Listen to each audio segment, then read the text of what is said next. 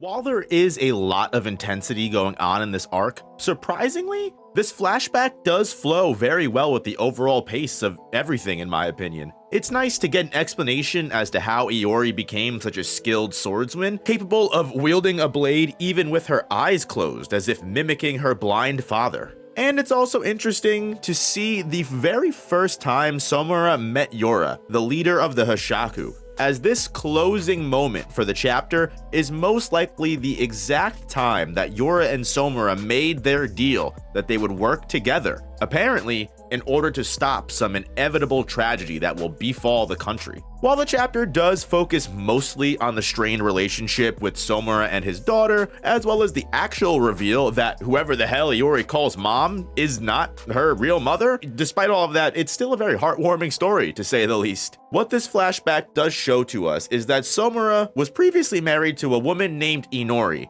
and around the time of his return from the Seitei War and Iori being born, Samura's grief and guilt, as we know, plagued him heavily, and participating in the violence that he did held him back as a person, but also as a man. He was so focused on the past, Samura was never actually able to move forward, unable to even hold his own flesh and blood in his hands because of all the blood he viewed as staining them. Feeling unworthy of not just having a daughter, but even offering and accepting love and support from life he helped create. As someone who puts so much emphasis on the lives that he stole, Samura's inability to feel he deserves happiness does make a little bit of sense. Why should Samura get to enjoy the blessings of life that he took part in creating when, with Tobimune, there's clearly hundreds if not thousands of lives that he tore away from this earth? This ended up affecting Samura so much that it resulted in him not just rejecting the love of his daughter, but from his wife as well. Clearly, this whole problem with Samura leading to their divorce, as Inori's dismissal of Samura's guilt clearly shows,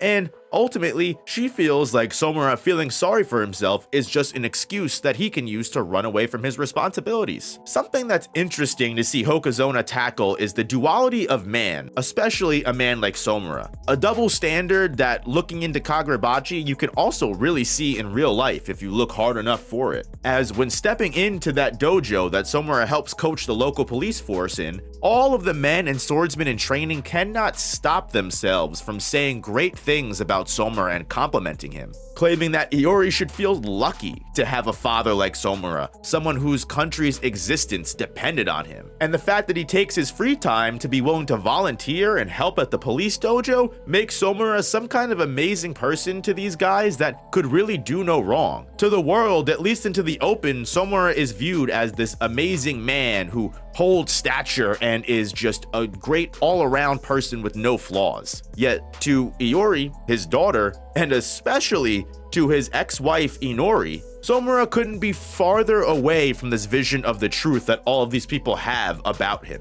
To those around him, Samura is some established war veteran with years of service that was willing to put his life on the line to save all of the innocents around him. A man who, in his free time, chooses to go back to the community and prove his excellence by having others learn from him and look up to him. But to his wife and daughter, Samura is just a sad individual. A man who's so plagued by guilt, he doesn't even feel like he can hold or touch his daughter, so much as even be in the same household as his family. Samura could give his life for the country, but can't even give the time of day to those that are supposed to be closest to him. And sure, Samura has the rationality that he's keeping his family sheltered from the bad parts of his life. Realistically, it's a piss poor excuse that's only there to make himself feel better. You can explain it with any kind of mental gymnastics that you want, but it's wholeheartedly selfish for Samura to do what he did to his family. Abandon his wife and daughter simply because he feels he's not worthy of being in their presence? I'm sure they would love if he was in their presence. And all of this time not spent with them is just inflicting unhealable wounds to two people that he should be loving and supporting the most, instead of his fucking country. Not only does his wife obviously feel scorned and abandoned and also neglected by the man who is supposed to cherish her for the rest of their lives, his daughter grows up without a father in life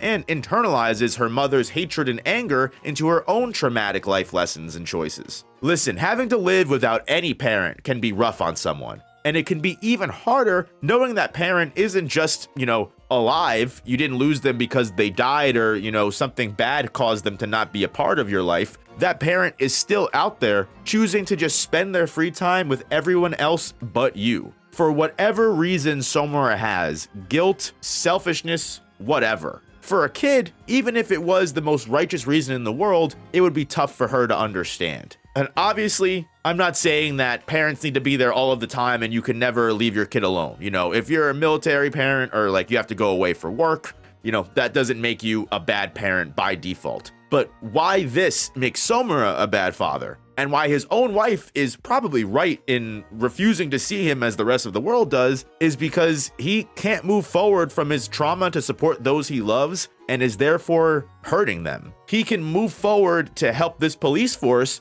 but he can't move forward for them. Samura can barely do the bare minimum of checking on his wife when she collapses ill. And the moment Inori asks Samura to watch Iori, he's too guilty to look after her. How could he possibly do this? Oh, it's one thing to feel guilty. It's a completely different factor to have so much self-pity you can't even be there to support the people you need the most. Again, a war veteran that was willing to give his life for people he didn't even know. But as Samura and Iori spend more time together, they actually do begin to connect, and they impart each other's wisdom onto one another. As weird as it sounds, Samura learned more from an 8-year-old girl than he probably did in any amount of time he had in a lifetime of war and violence. Iori loved to cook with her mom, and because of this connection, Samura was able to learn how to cook, something that he clearly was never able or willing to do in their previous relationship with Inori. So that small, brief passage of life the two had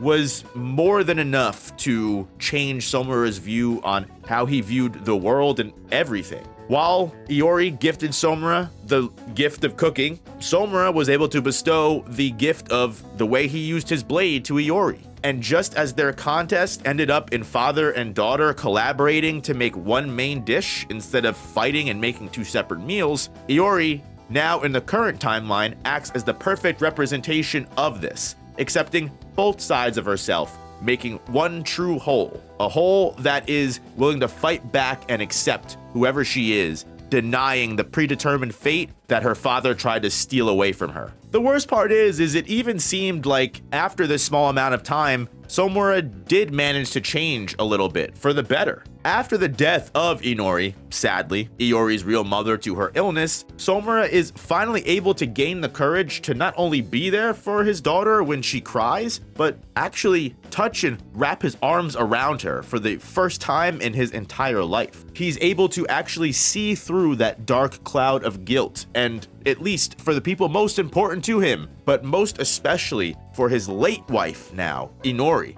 who sadly won't be able to do it for him anymore, Samura's blood-stained hands are finally able to move and look forward and take on the role that he was always meant to have as a father. That is, until the arrival of Yora at the Samura doorstep, who makes an offer that was apparently so impossible to refuse. It was enough for Samura to throw all of that character development that he just gained out of the window. Because it seems right after this talk is when Samura requests the help of the Masumi to seal Iori's memories and take off. Also, it's very clear that since Samura is at his own residence and not in hiding at this point, this is way before the Hashaku actually attacked Kunashige at his home and stole all of the enchanted blades, which just even further reinforced my theory that Samura knew well before Chihiro's dad was on the chopping block. Whatever this goddamn dark tragedy is that Yora foretold to Samura, it was enough to not only betray an old friend and all of his comrades,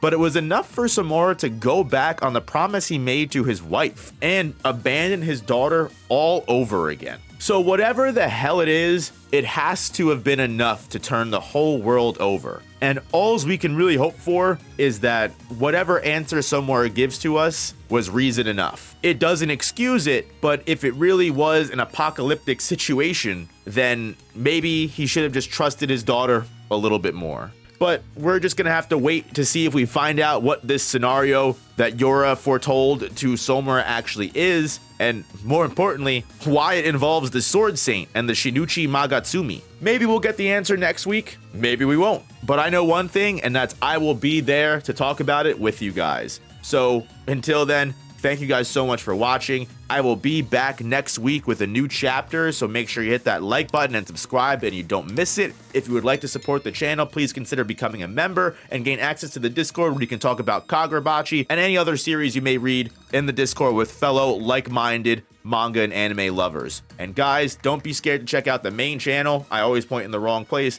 I'll see you guys in the next one. Peace, peace, peace, peace, peace.